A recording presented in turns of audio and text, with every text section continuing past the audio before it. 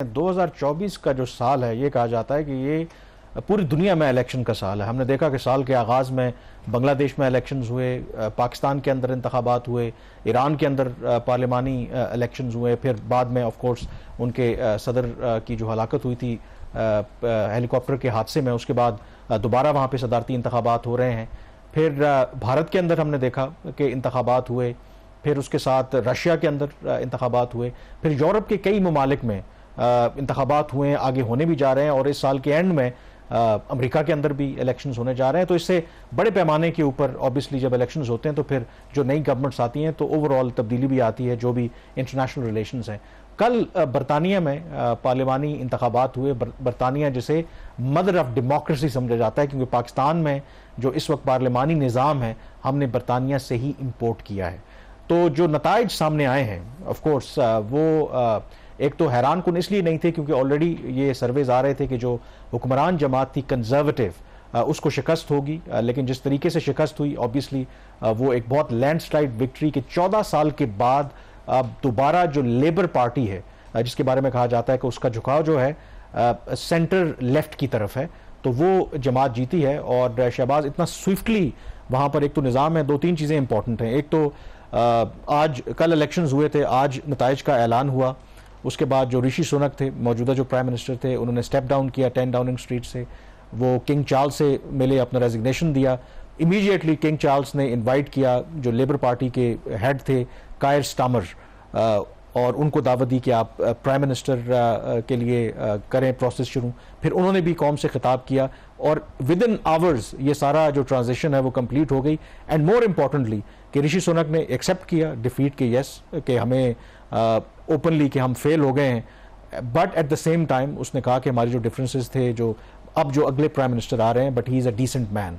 तो जो नए आने वाले प्राइम मिनिस्टर हैं उन्होंने ऋषि सुनक की तारीफ की कि ये पहले एशियन है जो बरतानिया के प्राइम मिनिस्टर हैं। उन्होंने अपनी तरफ से बहुत कोशिश की कि जो भी मुल्क को मसाइल से निकालें, कामयाब नहीं हुए, दैट उसमें कोई इशू नहीं है, लेकिन एक म्यूचुअल रिस्पेक्ट था जो हमारे यहाँ आपको पता है कि कोई धांधली का इल्ज़ाम वहाँ पे नहीं लगा।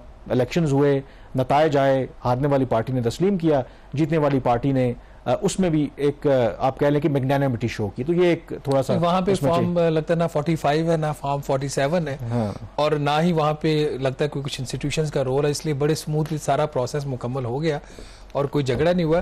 बट ये जो कंजर्वेटिव से अब गवर्नमेंट जा रही है लेबर पार्टी को, तो इसमें फॉरेन पॉलिसी के पर्सपेक्टिव से आप क्या देख रहे हैं कि मेजर कुछ changes, do you expect some changes there, या कि एक उनकी जो फॉरेन पॉलिसी है यूके की वो ऐसा चलेगी? खासतौर पर जो मसला है पैलेस्टाइन का है, एक इशू है सबसे बड़ा, फिर मिडल ईस्ट की पॉलिसी है, फिर एशिया की पॉलिसी है, तो how do you see that? देखें, जो लेबर पार्टी है इनके पहले जो हेड थे वो जर्मी कॉर्बिन, वो एक्सट्रीम उन्हें कहा था जो लेफ्टिस्ट समझे जाते थे, और उनको इसीलिए पार्टी की सदारत से हटना भी पड़ा क्योंकि उन्होंने कुछ स्टेटमेंट दिया था फ़लस्तीन के हवाले से और उन्होंने कहा कि ये तो यहूदियों के ख़िलाफ़ हैं।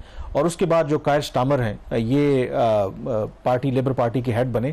Interestingly Jeremy Corbyn as an independent वो इलेक्शन लड़े हैं, लेकिन वो जीत गए हैं, दो कि अब लेबर पार्टी में वो नहीं है। इनकी जो पॉलिसी है, क्या कोई तब्दीली आएगी? आई थिंक जो ओवरऑल बड़ी पॉलिसी है, मसलन यूके नेटो का हिस्सा रहेगा, यूक्रेन के हवाले से उनका स्टांस है वो अपनी जगह पे कायम रहेगा, फ़लस्तीन के हवाले से भी आई डोंट थिंक सो कि there will be a change, क्योंकि ये जो अभी प्राइम मिनिस्टर बनने जा रहे हैं इन्होंने भी कुछ माह पहले एक स्टेटमेंट दिया था जिसमें उन्होंने कहा था कि ये इजराइल का राइट है कि जो हमास ने हमले किए थे उसके जवाब में वो कार्रवाई करे। एट वन पॉइंट इवन कि उन्होंने सपोर्ट भी किया था कि जो ह्यूमैनिटेरियन असिस्टेंस को अगर इजराइल जो है वो ब्लॉक करता है, लेकिन वहाँ से बड़ा फिर पब्लिक बैकलैश आया। वहाँ पे आपको पता है कि बहुत बड़ी मुस्लिम पॉपुलेशन है, फिर थोड़ा सा उन्होंने अपनी स्टेटमेंट को चेंज करने की कोशिश की। तो इससे शो करता है कि आपको पता है कि कोई बड़ी जो पॉलिसी शिफ्ट है वो आपको नज़र नहीं आएगी। हाँ, एक ज़रूर है, कहा यह जाता है कि शायद जो अगर इस साल के आखिर में ट्रंप सदर बन जाते हैं अमेरिका के, तो लेबर पार्टी का उनके साथ कोई शायद इतना कोई तालमेल नहीं मिलता, तो हो सकता है कि वो थोड़ी सी आपको एक हिकअप नजर आए, लेकिन ओवरऑल एक्सपेक्टिंग की जो बहुत बड़ी तब्दीली आएगी वो ऐसा नहीं है। बट इसमें दो तीन जो अहम ऑब्जर्वेशंस हैं वो बड़ी इंपॉर्टेंट है कि दो कि ये इलेक्शंस हुए हैं, मदर ऑफ डेमोक्रेसी हम समझते हैं। इसमें जो एक डेवलपमेंट हुई है, एक तो जो टर्न आउट है, कहा यह जा रहा है कि 1885 के बाद सबसे लोएस्ट टर्न आउट रहा है।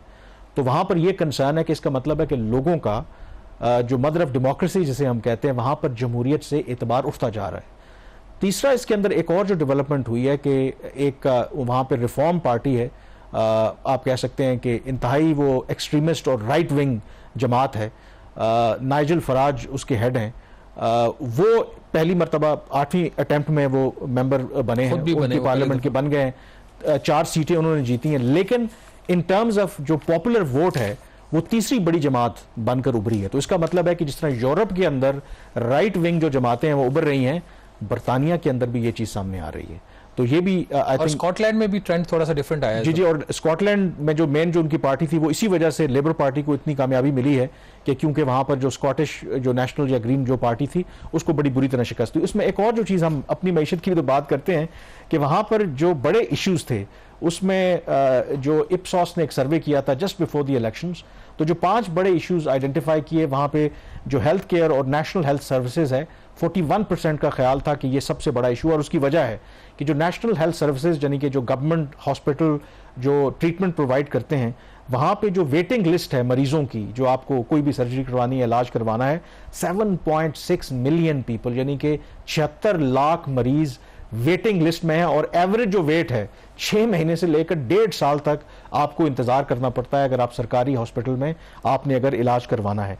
दूसरा इसके अंदर इंपॉर्टेंट, हम अपने मुल्क पे तो तनकीद करते हैं, अगर आप कोई हादसा हो जाए, कोई एक्सीडेंट हो जाए, आप हॉस्पिटल्स में वहां पे जाएंगे, जो इमरजेंसी का जो वेट है वो एवरेज पहले 6% लोगों का ख्याल था कि 4 घंटे उनको इंतजार करना पड़ता है, वो जो परसेंटेज है अब बढ़कर 45% होगी, यानी कि 45% लोगों का ख्याल है कि उनको 4 घंटे से ज्यादा इंतजार करना पड़ता है अगर आप इमरजेंसी सिचुएशन में वहां पे जाते हैं। उसके अलावा जो दूसरे नंबर पर इकोनॉमी बड़ा इशू था, तीसरे पे इमिग्रेशन, चौथे पे इन्फ्लेशन और 5वें पे जो हाउसिंग। तो इसलिए जो नए जो प्राइम मिनिस्टर आए हैं उनके लिए बड़ा चैलेंजिंग टाइम है। ये वो बरतानिया नहीं है जो माजी का बरतानिया होता था, जो जिसका कभी सूरज डूबता नहीं था। ये अब काफी मसाइल से दो चार जो नए प्राइम मिनिस्टर आए हैं तो उनका इम्तिहान जो है वो अभी शुरू हुआ है।